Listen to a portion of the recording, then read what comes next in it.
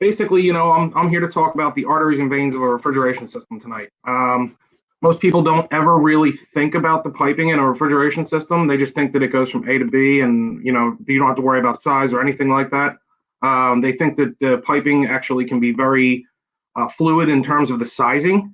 And I'm here to prove tonight that that is not the case. I'm going to show everyone why we have to carefully balance pressure drop versus velocity.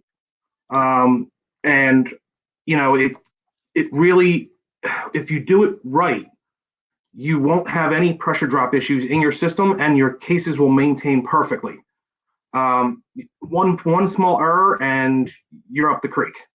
Your system won't operate correctly. It'll evidence itself as other issues,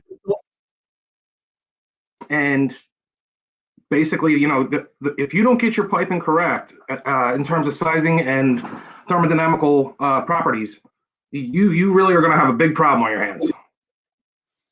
And, sometimes you'll come into those problems, where, the rack was running fine, you end up doing a gas conversion, and all of a sudden it's doing some wackiness that doesn't make any damn sense. So, I mean, that Kevin's ran into an instance like that last week. I ran into something this week that was acting kind of wonky. And, that's why I want to talk about this stuff, because, a lot of times, a lot of these supermarkets, they'll be like, oh, just change the gas out, and, the gaskets and the oil and the normal stuff, and they don't change any of the piping.